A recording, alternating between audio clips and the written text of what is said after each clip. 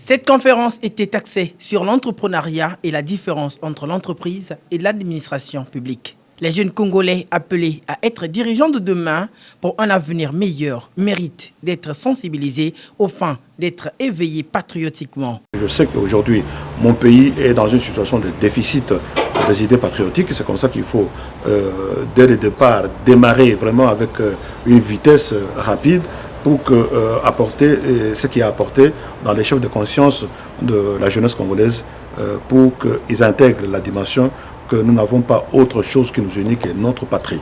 Donc, de considérer que le parti politique existant ne doit pas être au-dessus de notre patrie. Et la meilleure façon de réconcilier les choses, c'est d'aimer d'abord la patrie. D'aimer le Congolais, et dire le peuple d'abord, c'est-à-dire que la patrie d'abord. C'est très important de relever ça. Ils ont compris, je suis conscient et content qu'aujourd'hui c'est cette même jeunesse qui sera l'ambassadeur chacun dans sa maison pour apporter certains éclaircissements par rapport à ce que nous avons discuté aujourd'hui. C'est une jeunesse très éveillée, c'est une jeunesse consciencieuse, c'est une jeunesse qui comprend un certain nombre de choses, qui a besoin de points de repère. Et les points de repère, nous avons su les apporter au travers de la pensée de Patrice Emery Lumumba, au travers de la pensée de Nelson Mandela, au travers de la pensée de beaucoup de grands de l'Afrique que nous avons énumérés ici lors de cette rencontre, conférence éveil patriotique. Et donc moi, je suis rassuré qu'aujourd'hui, si nous continuons comme ça, nous allons apporter le maximum de nous-mêmes pour la jeunesse de notre pays. Les défis à relever, ce n'est pas les défis de s'entretuer les uns les autres. Les défis à relever, c'est les défis de préserver l'unité de notre pays. C'est les défis à relever, c'est les défis de l'économie émerger vers de l'avant et faire en sorte que le Congo soit vraiment la locomotive. Et un pays qui a un poids, qui est compétitif sur la scène régionale au niveau de l'Afrique, mais sur la scène aussi internationale. C'est ça le rêve que les grands de ce pays, les héros de ce pays ont voulu que nous soyons, et c'est ça que nous devons enseigner pour que nos enfants et nos petits-enfants emboîtent le même pas. Les participants assises se disent satisfaits au sortir de cette conférence sous le thème « L'éveil patriotique de la jeunesse ». Il en témoigne.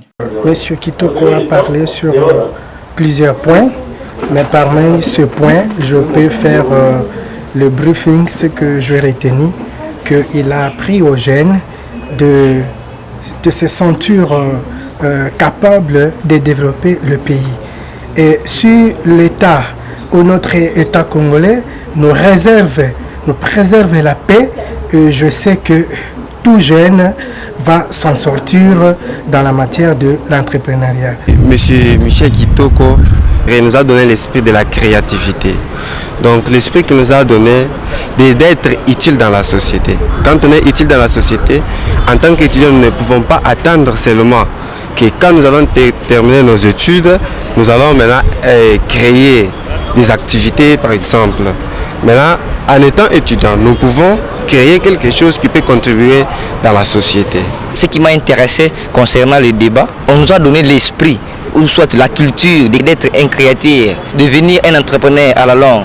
Alors, si nous voyons tout ce que nous voyons là, des héros, ou soit des grands cadres de notre pays, c'est parce qu'ils ont eu quand même le temps de se préparer, ils ont quand même eu le temps de créer, ils ont quand même eu le temps d'étudier. C'est à nous aussi, la jeunesse congolaise, de se battre pour que demain ou le lendemain, nous aussi, nous devenions comme les autres.